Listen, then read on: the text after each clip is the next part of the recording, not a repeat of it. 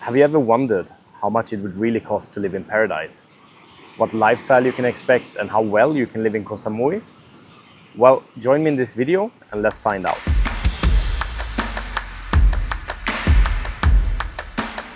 I've now been living in Koh Samui for 1 month, and by this time, I've learned quite a bit. I'm gonna be brutally honest with you all. I've been so stupid in some areas, which I'm gonna cover later in this video. But I wanna cover my cost experience and what you can expect to budget if you want to move to Koh Samui.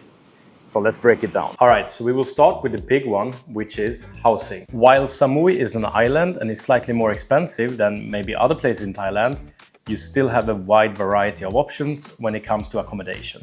You can get budget housing for 10,000 baht or less, mid-range condos in the price range of 15 to 30,000 baht, or luxurious villas for over 50,000 baht. Now, of course, rent prices also depend on where you're located on the island. If you live in areas such as Shaweng, Bo Put and Sueng Mon, you can expect to pay more as they offer a wide range of amenities and a vibrant atmosphere. Now, keep in mind that extra costs may also arise, such as electricity, water and Wi-Fi.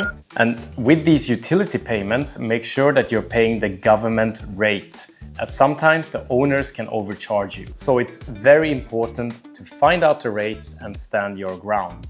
These are the current rates in Samui, and I will also put a link down in the description so you can read more about it. Now, rents also vary significantly depending on if you're renting short-term or long-term. And long-term meaning around 1 year. So you will see a reduction of a couple of thousand bahts monthly if you rent for a longer time. As I touched on in my previous video, I live in Shaweng Modern, which is located about 50 minutes from downtown Shaweng with motorbike. The area is a collection of modern villas. So the condo I'm currently renting consists of 2 bedrooms. Here's bedroom number 1. Very sizable. You also have a wardrobe right over here for all your shit, at least all my shit's right over here. Then we have the hallway, bathroom right in here. Sizable bathroom, toilet, shower, everything you need. And second bedroom in here. Also the same setup, you have the wardrobe right over here.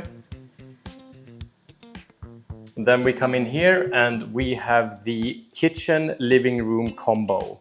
So here's your common area where you chill, and kitchen is right here with a little aisle here in the middle. Big fridge with freezer.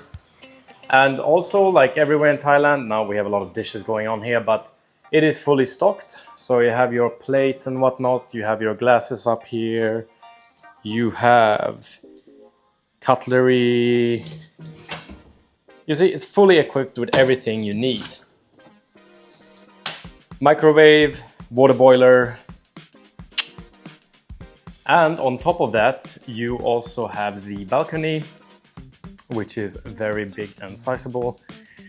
Here's the neighborhood with a sea view. Right over there is the sea. I don't know how good you see it on the camera, but yeah, that's the sea over there. Now, I'm sharing this condo with a friend and we pay a total of 28,000 baht for 5 weeks of stay. So 14,000 baht per person. Including the security deposit of 20,000 baht, the total amount landed on 48,000 baht at check-in. For this condo, water, electricity and Wi-Fi are included in the rent. All right guys, now speaking of Wi-Fi, I'm gonna show you something wild. Check this out. You see this? It keeps going up, up, up, up. 640 megabits per second. That is fast. You know, that's faster than I had in Sweden, so working here remotely is absolutely not a problem. Now, to find condos in Koh Samui or in Thailand in general, I would highly suggest looking at Facebook groups, because you can easily find the groups where the locals are engaging in, and it's easy to filter depending on your price range. You also have websites such as HipFlat and RentHub at your disposal, and I will post the websites and the Facebook groups down in the description so you guys can check it out. I highly recommend Facebook. All right, you know what? Let's move on. All right, so next up, we got food. Now, who doesn't love food? I mean, I know I do. A lot. So in Thailand, I tend to eat as much as I can. And let me tell you, you get a lot of value for your money here in Thailand. Before I came here, I watched other YouTubers' cost of living videos of Samui, and a lot of them ate in Western restaurants. And honestly, what's the point of that? I haven't eaten a single burger, nor pizza, nor pasta.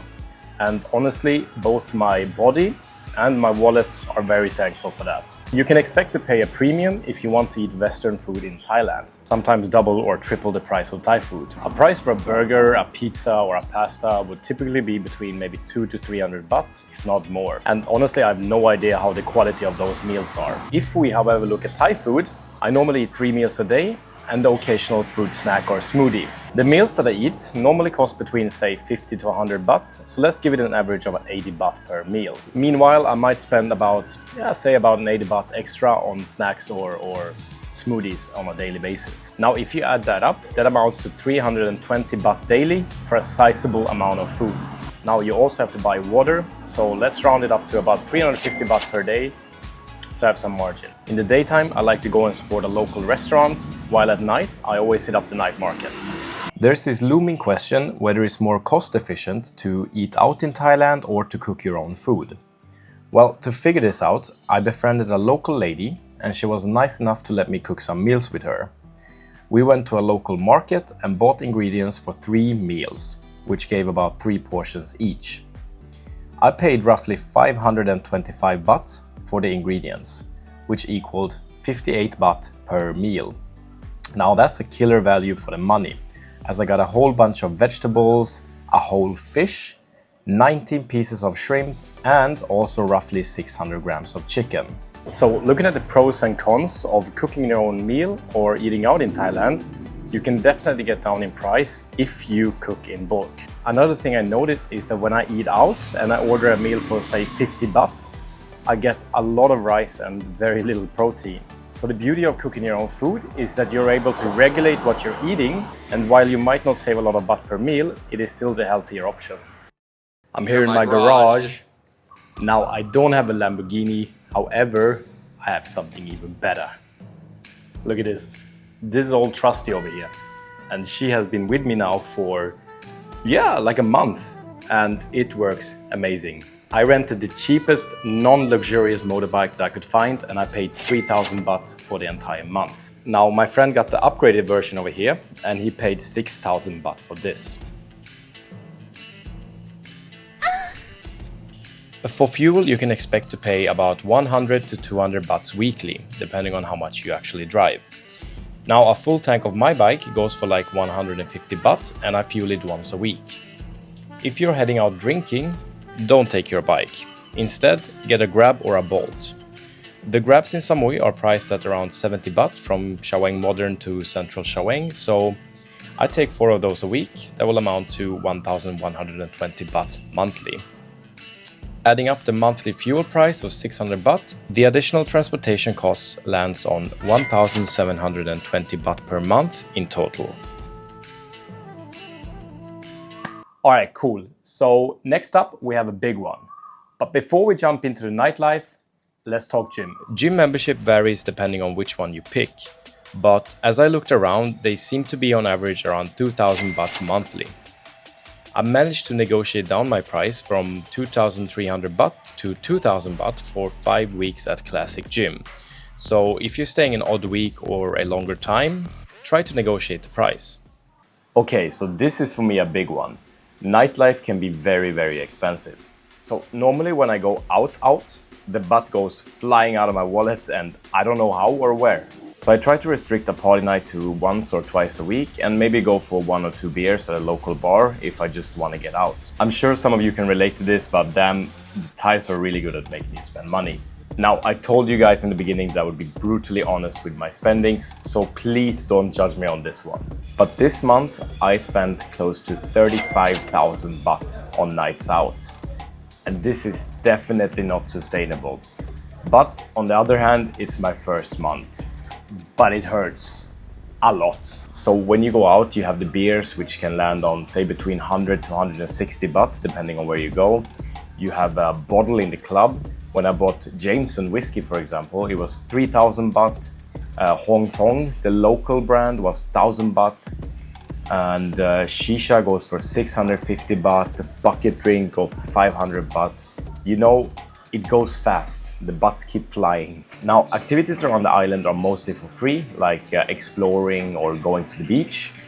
However, you might want to do some snorkeling or jumping to a nearby island, which might set you back a couple of $1,000 extra per month. I do the free shit, so I'm not gonna count that in. There are also a handful of co-working spaces here in Samui, which range between 3,000 to 5,000 baht monthly. I'm mostly working from home with my lightning fast internet and spend maybe 1,000 baht monthly on external offices. Now, this is really nice co-working space that is right next to where we're living, pretty much. And they charge 200 baht per hour for a private room. You can also go there if you want to just sit in their cafe section. A lot of people just sit there and work. But if you want to take phone calls and stuff like this, it can be nice to have a private room. I highly recommend that. I'm going to put all of my recommended co-working spaces in the description so you guys can check it out. Alright, so the last monthly expense that I'm paying is my insurance. Now, I went with my Swedish company called Länsförsäkringar, which is probably a funny word for all you non-Swedish folks watching this. I went with them because they helped me countless times without making a fuss out of it. I mean, these guys sent a helicopter to the Himalayas when I twisted my ankle. They paid the entire bill and I even got compensated for it. So it is a really, really good insurance. There are plenty of expat insurances though, but I highly recommend that you guys do your own research as it really depends on your personal situation. Now, I like to do wild shit sometimes, so I definitely need a good insurance. I will link a good blog in the description, which provides a comprehensive guide on different insurance companies so you guys can compare and see what's more fitting for you. Now, for my insurance, I pay 3,000 bahts monthly, which is a very good price. And for the insurance, you can expect to pay, say, between 3,000 to 5,000 baht per month. So some honorable mentions. I also spent 200 baht on a haircut. I just got it. Maybe you guys can see it. It's fresh. 200 baht for that. I got 3 massages this month and spent 1,800 baht in total for them. Alright, so if we add all of this up, it will amount to 72,220 baht, which is quite a lot. However, the biggest loser here is nightlife. So if you're not like me and you cut down on the spending, you will land on a solid 37,220 baht, which will give you a very pleasant lifestyle. So, is Koh Samui affordable? Well, really, it depends on your lifestyle. I mean, you can live on $700 a month or over $3,000 a month if you like to. So it really depends on you. If you enjoyed this video, please give it a like and make sure to subscribe to the channel to keep up with the content.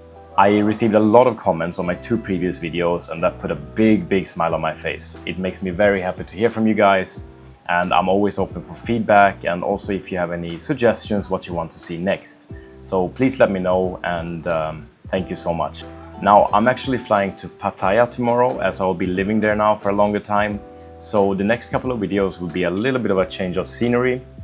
But stay tuned and thank you all. I appreciate you all so much. Have a good day.